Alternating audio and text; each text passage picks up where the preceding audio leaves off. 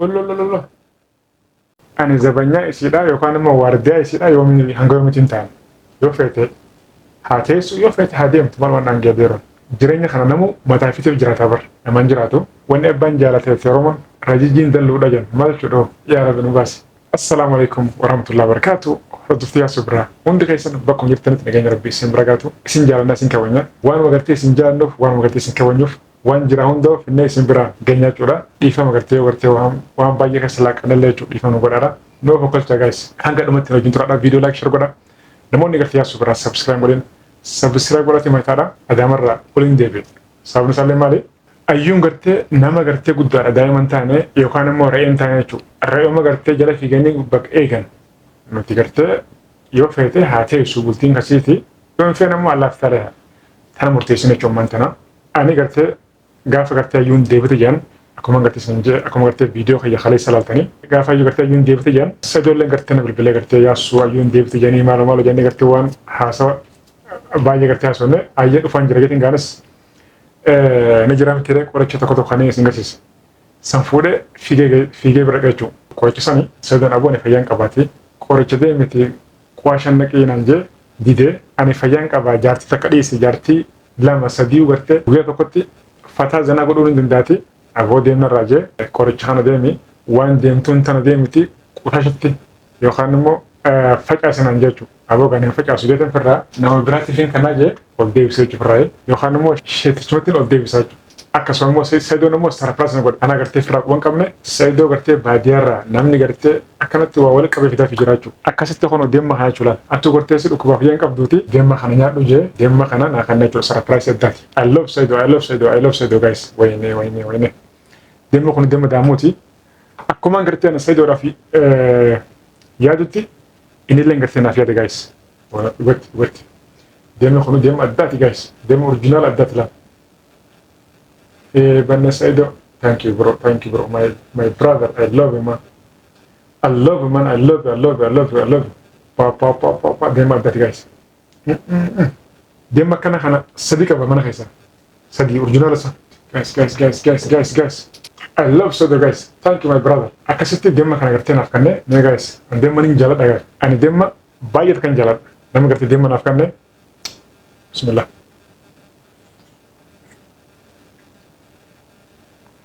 Lo.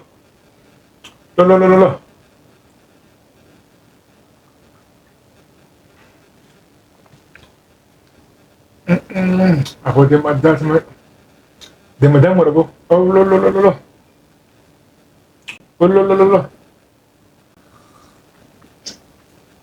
Mucah karena nyana jarti afuri mati jarti kudanu balau.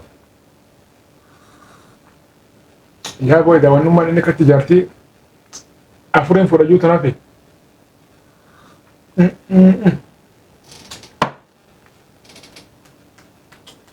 wallahi demmi maddati masha Allah kun demma sun demma da murati demma qurci adda bala ndafuri fama wal magalati woni garti antu mutesne saydo jingarti taynya hasone kana boda chuda saydon ayyum garti yo garti kan jecha nama dhageesse jetteetti fi gartee jarjara dhiistee gartee yoo hateessu ta'e teessee bultiin tasiiti jaartii saydoo lamaffaadha akka teessu wajjin isaan wajjinis teenyee hayyuu wajjinis teenyee saduu wajjinis teenyee haasofne yoo bultiin tana gartee naaf saydoon gartee naaf ta'a bultiin tun gartee tiyyaa naaf taate yoo hateessu ta'e taa hin jeenis yommuu gartee lakkii minni gala malee na godhaa yoo haatu ta'e kana booda nuti gartee huma sirraan qabnu hin jedhan hayyuudhaan atillee namichana adabadhu taa'e kana booda qalbiitiin hirina. Kalau memang kita Allah taala ke dia binjene dubbi duma te wan baje la sone ayu garte duga time kana boda no terte huma saran kamnu je yo garte balbala ngarte gabate demte noti huma saran kamnu wata kale no kam binjen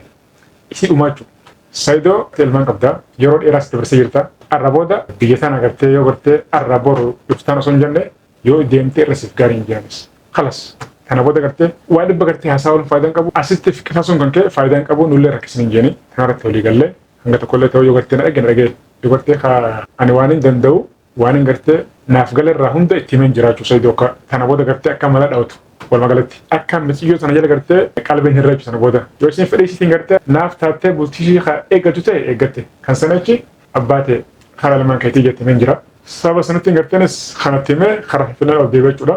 Maybe dhufaa jira irraan tana gartee hiraata wajjin jennaan jee jiraachuudha. Dhufaa jiraachuudha inshallah rabbi hafidu.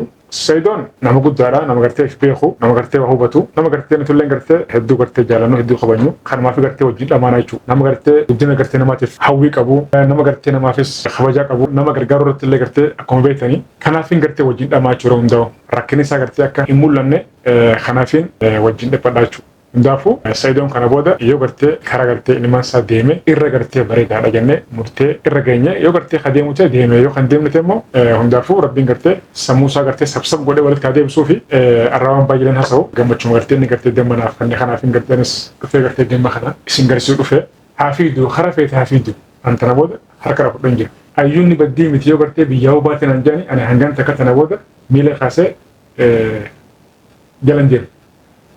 Kanaga jala muran jiraachuu nuti gartee eeguu siin taane waardiyaan nun bitannee nun kafaltu nuti gartee kana gartee kan hin godhuuf Saidoodhaachi waan tana eegala jira eegalee gartee bakkaan haa ga'u mee firii sidhaa haa agarrochuu fi amma torbee tokkollee ta'u wajjin hanga tokkollee ta'u wajjin jechaa jira kalas ani waan baay'ee nasa booda gartee waan biraa geettan sanis saniifuu wanna jiru tana inni biraa immoo namoota gartee dubbii ogisuudhaaf ammallee gartee caafii qabanii fiiganii jira Umar Salaam intaloo Salaam jensan Salaam maali miti san haadha galama leedhaati ishiisanii fi namoonni biraallee ni jira ammallee gartee shira biraa xaxaa jiranii ministeerri gartee nu bira jira maaloodha Salaam yaadni sidhaa guddaan walumagalatti dubbiidhoo isaan beeku gatiinis dibaasa intaloon Salaam jensanii mataan isidhaa rakkina guddaa qabdi namni gartee yoo gartee akka ishiin fedhu namarraa dhabe akka ishiin feene gartee namarratti dalaguudhaaf yaadaa jechuudha dhibbaan dhibbatti gartee I'm sure harkeen jira. Shira baay'ee dhadhabdhaa jechuudha. Asiillee gartee waan feetu gartee laaqattee dadhabnaani asirraa fuutee ammas Saidii fi Sumayyaa gartee waliin dha'uudhaaf waan baay'ee gartee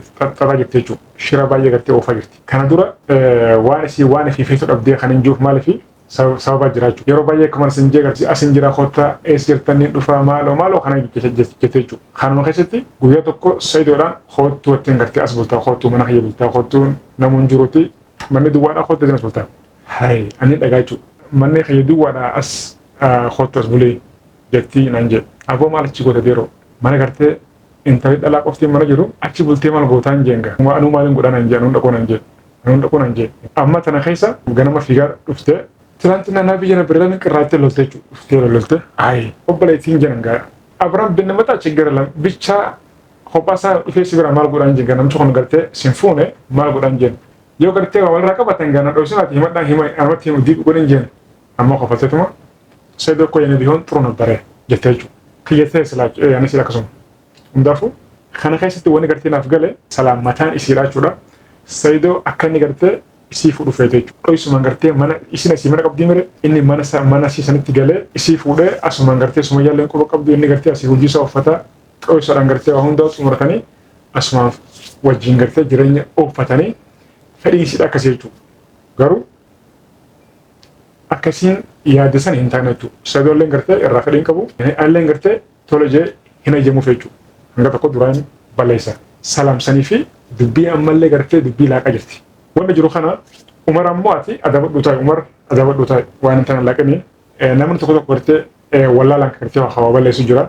Kammoo gartee osoo beekullee waa balleessu jira. Ha gartee immoo mijiraa mitiira jarjara waan garuu Umar fedhu wallaalantaa fedhu gartee beekaa kan godhaa jiraata garuu adabadhu ta'e waan takka dubbachuudhaan duratti facaasuudhaan duratti itti yaadi wanni kun gartee isaa dhufee akkamitti dhufee maalii fi osoo gartee hubattee irra gaariin sinjaa maalii fi booda gartee Saidoon kuni yoo gartee amma alhamdulillah uumaan taane fayya qaba alhamdulillah yoo gartee kana caala gartee waan biraa keessa kagalute nullee caalaachuudha sumatti dhagamuu danda'a jechuudha fuutee dubbii kana caafii qabdee na bira jira maaliin hubadhee akkana attee fuutee qilleensarra oolchin kan isin joo kana uummata keenya qaalii baay'ee sin jaadhaa baay'ee sin kabajaa dubbii sin dheeressullee waan kana keessa galee dhallaaqullee dhiifama godhaadha galatooma viidiyoo laayik shar godhaa namoonni gartee yaasuu biraa sabskiraayib godhanii maataadha assalaamu alaikum.